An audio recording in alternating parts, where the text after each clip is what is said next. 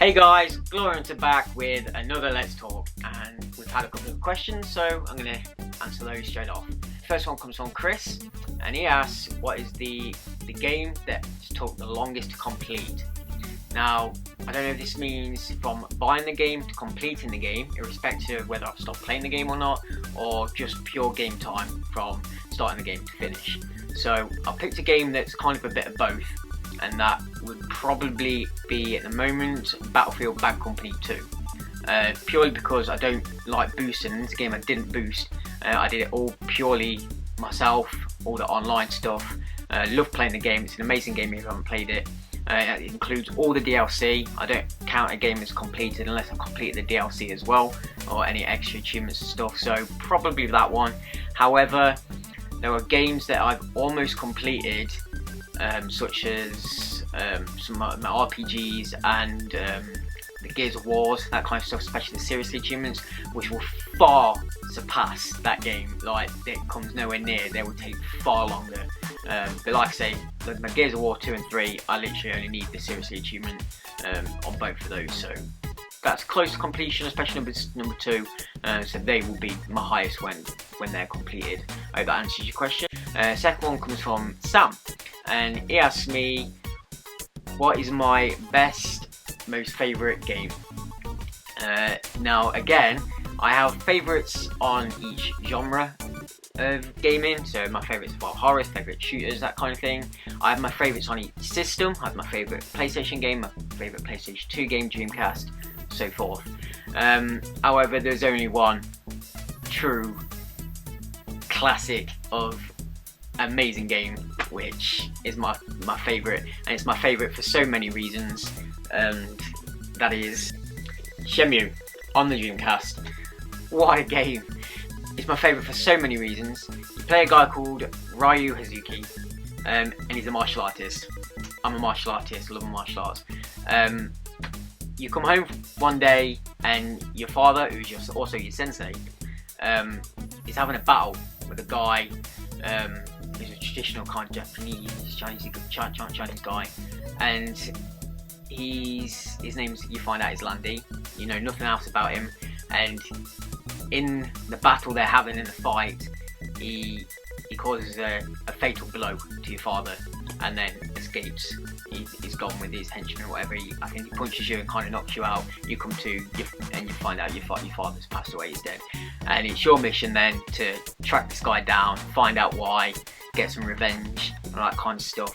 But it's such a detailed game. Like, it's set in the past, but everything from the weather is set to specific how the weather was in that time. So if it was raining on that day in that year, then it's raining in the game. Like, they have that detail to it. Oh, it's amazing. The graphics still hold up today. Like, every NPC in the game has a life, has their history. You can find out about them. You don't have to, but you can follow them around town, look what they do on a daily basis. All that kind of stuff's in there. As you go through the game, you learn more martial art moves. There's a lot of fighting in it, taking on bad guys. There's some sneak missions where you're sneaking in and out of warehouses. You even have to get a job. You get a job as a forklift driver, and you can have forklift races. So that's in there. There's also, you can go to the local arcade and play some classic arcade Sega games, such as Afterburner and Off-Road and that kind of stuff. Whenever you were a kid, there was these machines where you put like 20p in or a coin in, you turn it and you get like a little plastic egg with some kind of toy or something inside. They're in this game as well, and you can collect classic characters from Sega's history, so all your Sonic characters, that kind of stuff, that's in there. So they're fun to collect and build and add to your collection. It's just amazing. It's so weird, and it's 4 discs. The first Shenmue, 3 discs for the game, and there's a bonus disc which is called Shenmue Passport, which is all the online stuff. I don't know of any other game on the Dreamcast that's more than 1 disc. There might be some 2-disc ones, but certainly not, I don't think, 3 or 4 discs. Because of the detail in the characters, and the budget they had for this game was insane. Like, it cost so much, which is why, we'll get around to it, they haven't made the 3rd one yet. So that's that one. There's Shenmue. Oh, such a good game. Obviously, close second, we have the Shenmue 2. Again, 4 discs, 4 playable discs. The 4th disc isn't that long, but again, such a good game. The story continues. It's just amazing. You end up going to China, to Hong Kong, to the main place. Again, you have to find work and get a job because you have to survive. You need your money to buy your toys and your stuff. You can play kind of gambling pinball games where you put a ball in the top and it goes down the pegs, and whatever it lands in, you get that, you win that amount back. That kind of stuff. More toys to collect, more characters to meet, and the story really kicks off. However, it hangs on such a cliffhanger. It's ridiculous, and there's petitions online to get the 3rd one made of this game because it needs to be made. It's such a good game. It hasn't been made again because the amount that it cost to make this game was ridiculous, and they can't get, I don't know, I guess the money for it or the people to back the game, but it needs to be done. And I liked it that much, I even got the Shenmue 2 Xbox One Original Edition. This actually comes with Shenmue 1 as a movie, so it's basically all the cutscenes onto one disc. So if you haven't played it, because the first one only came out on the Dreamcast, you got it on the Xbox, you got a movie with it, so you could catch up what had happened, and it's quite fun to watch. It's all the cutscenes, it makes sense. It's awesome.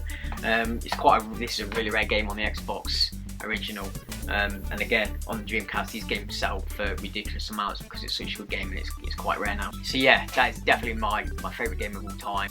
Another reason I got Shenmue 2 on the Xbox One, on the Xbox Original, was because on the Dreamcast, Shenmue 2 was only in Japanese. It had English subtitles, but all the talking was in Japanese because it came out right at the end of the Dreamcast life. The console was so underrated. It was so before its time. It just didn't do very well. But it's an awesome console. But yeah, it came out right at the end, so they didn't have time, I guess, to put the English voice over the top of that. So it only came out in Japanese language with English subtitles, which is great to play if you like the culture and learning about it. I've learned so much Japanese from it, it's great. But then when it came out on the Xbox One, they redid it and it's all in English, so it was nice to have both versions, to play it in English as well, just to see if there was any differences between the subtitles and the actual language. That was good.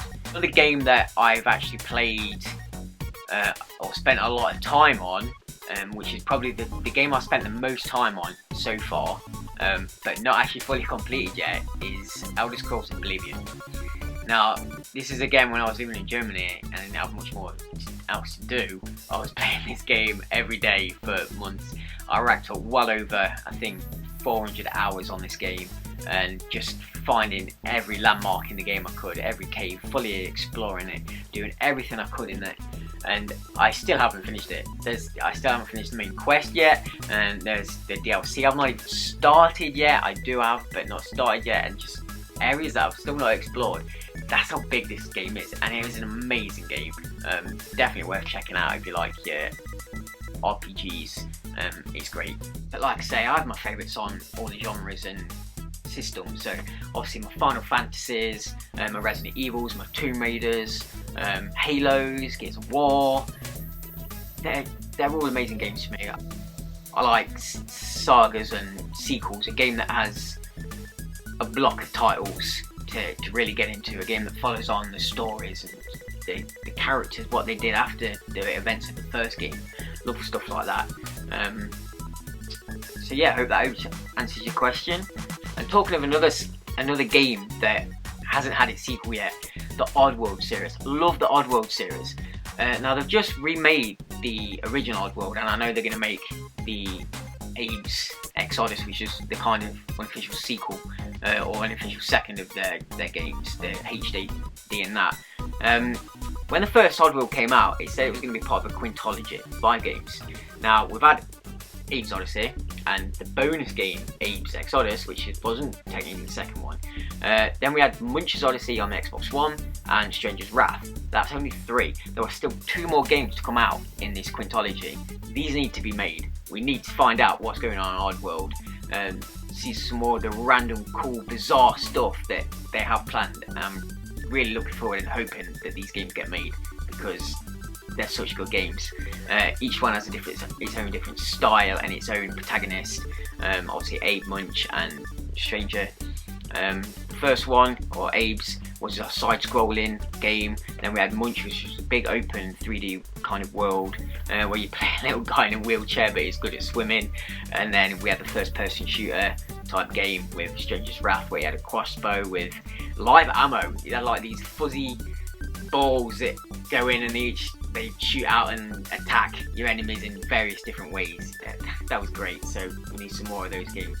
If there's any more questions from you guys, pop them down in the comments, snip over to my Facebook, pop them on Facebook. We'll get around to them in the next video. More questions, more videos. So yeah, it's great. Thanks for watching, guys. Thanks for sending in the questions, it really helps. And give us a like and subscribe for more videos, and we'll see you guys next time. Okay, cheers, bye.